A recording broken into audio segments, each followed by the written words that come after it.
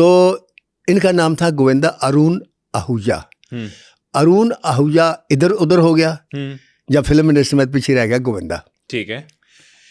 चूंकि ये 5वां बच्चा था और आखिरी बच्चा था उनके, सबसे छोटे थे। सबसे छोटे थे। तो सबसे छोटी उंगली कौन सी होती है? चीची। चीची।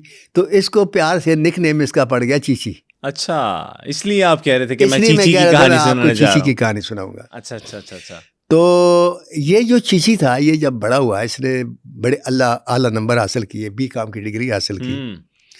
तो इसका जो बेसिकली ये इसको शौक था, आपको पता है कि बम्बई में तो फिल्म इंडस्ट्री में होना या एक्टर होना, सिंगर होना, राइटर होना, इनको वहाँ अवतार कहते हैं।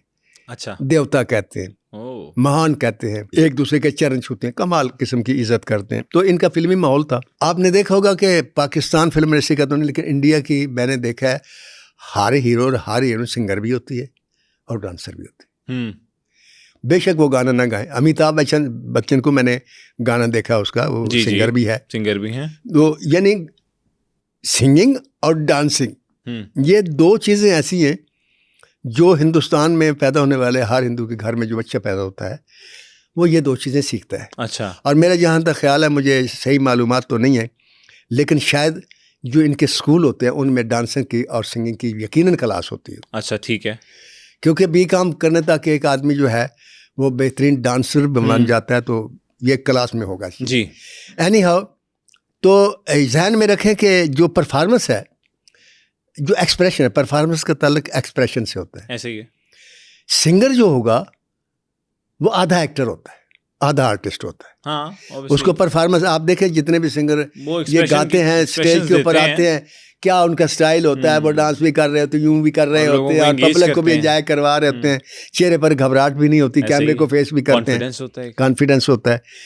इसी तरह जो डांस को सीखता है, वो सिर्फ चेहरे की नहीं, वो अपनी बॉडी लैंग्वेज से भी बोलना शुरू कर देता है। ठीक है।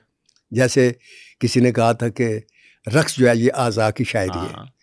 तो गोविंदा जो था ये बेहतरीन डांस डायरेक्टर था अपने कॉलेज के ज़माने में, ठीक है, सीख गया।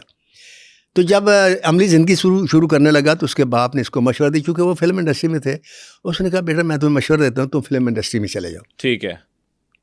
डांस डायरेक्टर के तौर पर, कोरियोग्राफर। कहते ठीक है। तो उसने कहा कि अगर मेरी मानो तो तुम काम भी कर लो फिल्म में। अच्छा। अब इसके मामू एक फिल्म बना रहे थे, उसका नाम था तन बदन। ठीक है। ये 1986 की बात है। ठीक है। उस वक्त 21 दिसंबर 1963 को पैदा होने वाला बच्चा 86 में, आप खुद सोच लें कि तकरीबन 26 साल का या 25 साल का जितना भी होगा।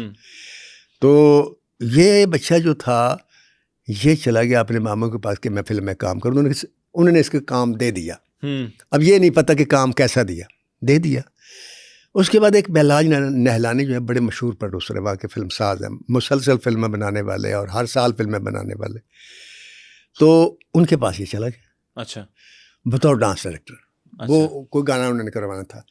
जब इसने रिहर्सल की, उसका एक्शन देखा, एक्सप्रेशन देखे, चेहरा देखा, चेहरा भी खूबसूरत था, स्मार्ट भी था, पढ़ा लिखा भी था।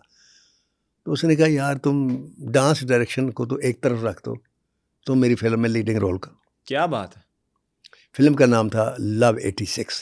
तन बदन पहले शुरू हुई थी, लेकिन रिलीज ये पहले फिल्म हुई लव 86।